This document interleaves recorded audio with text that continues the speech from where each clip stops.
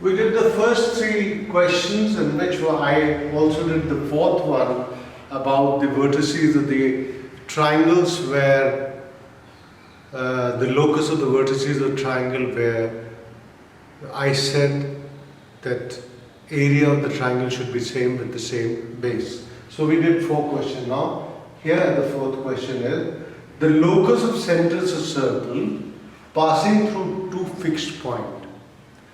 Now there are two fixed points A and B.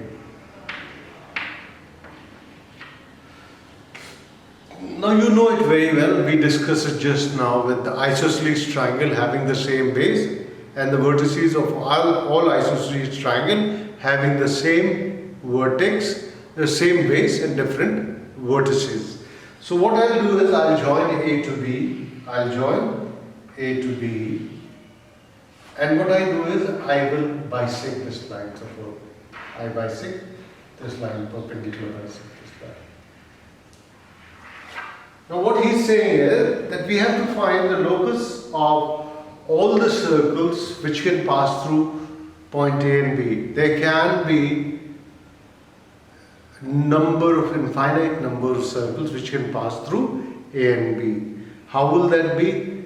The centers, how will their centers be? Because suppose I take O as the center or C as the center, take C as center, open up my compass to A and B and draw a circle. I get this one circle. Okay. Then suppose I take another C1 as the center on the same line. And because C1 will be equidistant from A and B, you know a point on the perpendicular bisector of the fixed point, perpendicular bisector of a line segment is equidistant from the two ends. So C1 will be equidistant from A and B. That means if I take C1 as the center and open up my compass of the circle, compass of the needle of the, I bring the pencil till here and put the needle of the compass here and draw a circle. This kind of circle will be obtained. If I take here C2, I can draw another circle. If I take C3 or C4 or C5. So I will be able to draw number of circles which will pass through AB. And what will be the locus of the centers of these circles? Locus of center of these circle will be the perpendicular bisector of the fixed point A and B. Because all the centers will lie on this line. You see, all the vertices of the isosceles triangle will lie on this.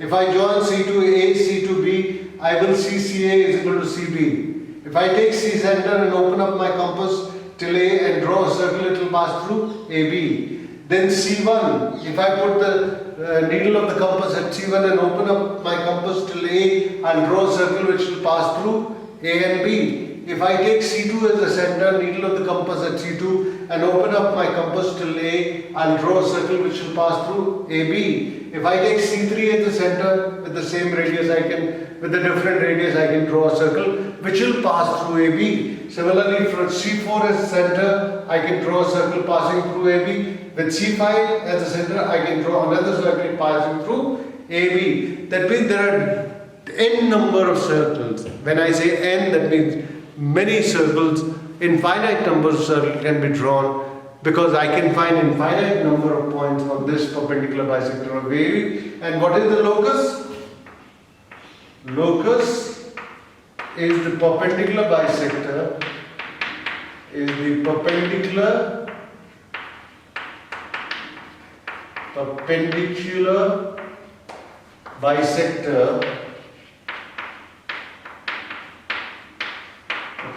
bisector of AB. Actually, it will be passing through all the centers of all the circles which will be passing through AB. If I take any point on this perpendicular bisector, I can draw a circle which will pass through A and B. So the locus of all the centers of the circles will be perpendicular bisector of AB. Basically, I told you the most emphatic point is whether I am discussing isosceles triangle, whether I am discussing circle, we are talking of two fixed points. To find the locuses of point which are equidistant from two fixed points, I am getting the isosceles triangle also, I am getting a circle also, because circle also, the center of the circle has to be equidistant from two fixed points on the circumference of the circle. Previous question, when this chord was given, when we bisected the chord, we got the diameter. That was part only. Diameter is the part of. If I join this to this here or this to this is the diameter. If I extend it, because he was saying inside the previous question, he was saying inside the circle. But he's not saying inside the circle. He's talking to find the locus of all the circles, locus of the center of all the circles which are passing through two fixed points. The locus of centers of circle passing through two fixed points. Two fixed points are A and B. So what I'll do is I'll bisect, perpendicular bisect AB, and I will realize all the points on this perpendicular bisector will be the center of those circles which will pass through A and B. Now let us see the fifth one.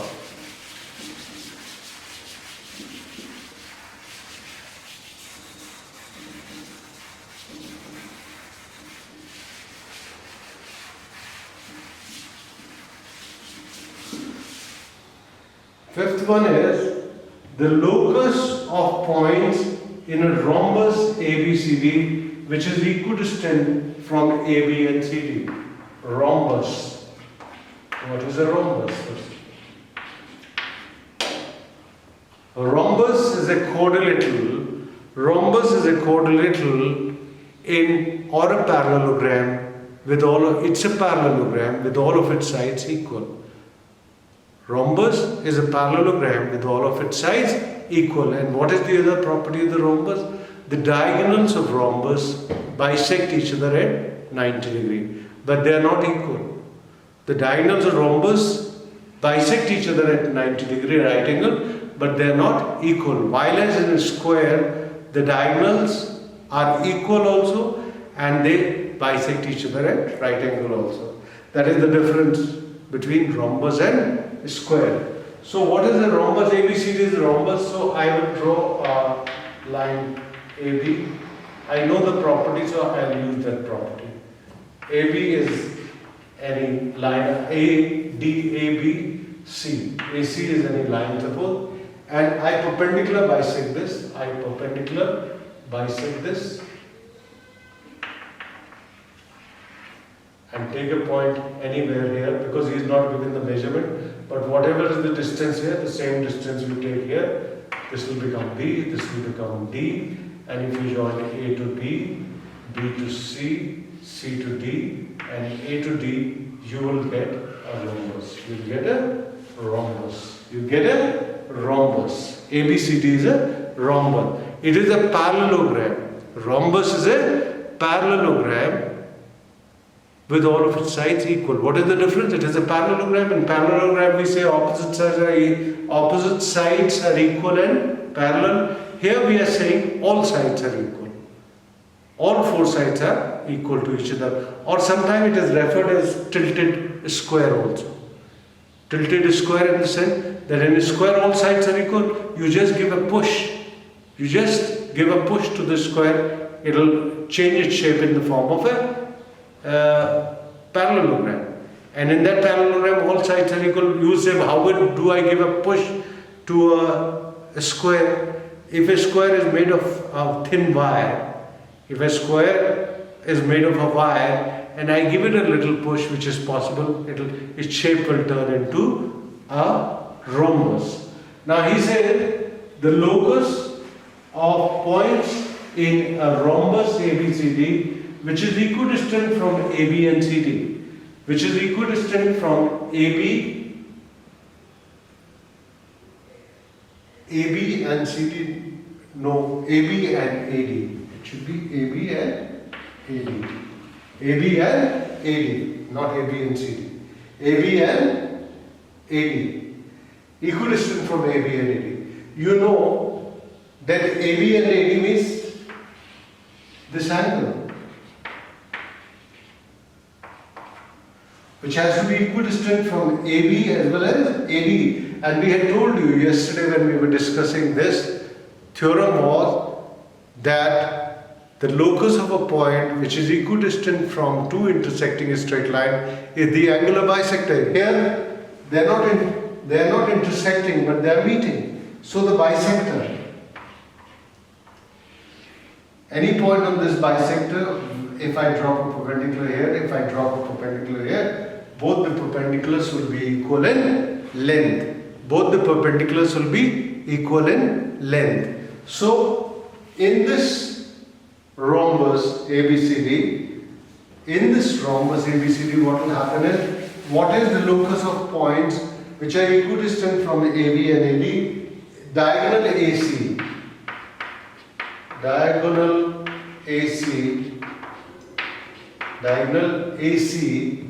is the locus. Diagonal AC is the locus. Why?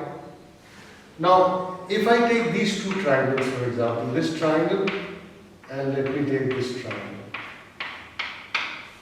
Let me prove these two triangles to be congruent to each other. Now, AB is equal to AD. The sides of a rhombus are equal. Suppose this is O. AO is a common arm. AO is a common arm. As it is, I have bisected this side. So this is the midpoint of this. BO is equal to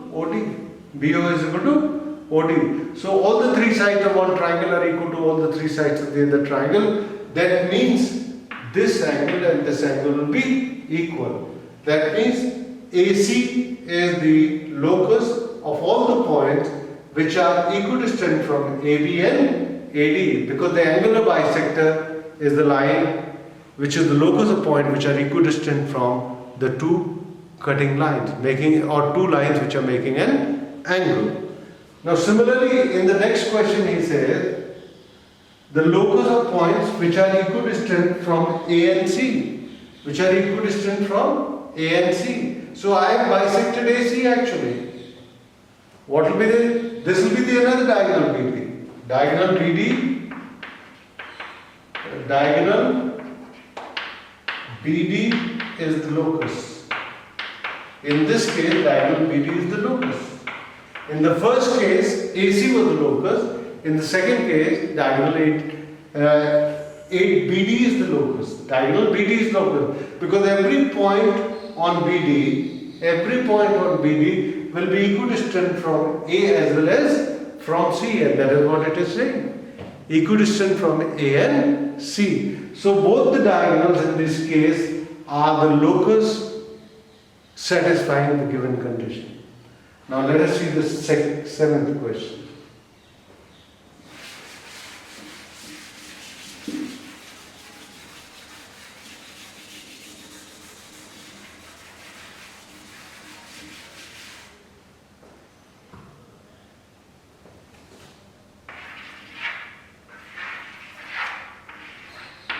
This is a circle.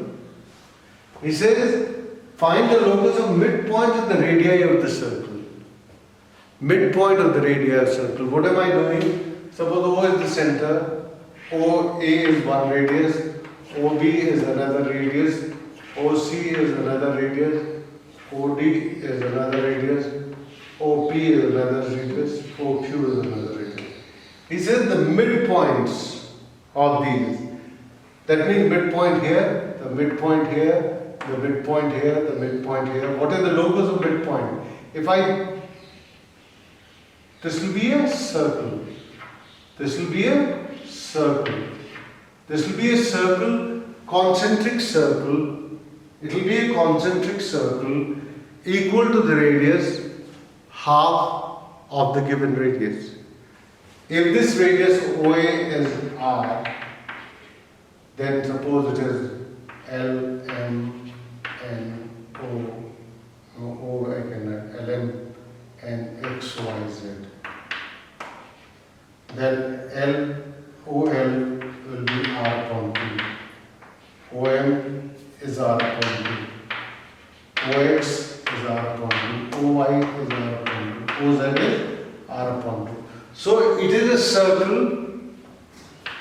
It is a circle. What is the locus? It is a circle of. It is a concentric circle. It is a concentric. Concentric. It's the same radius, same center. It's a concentric circle with radius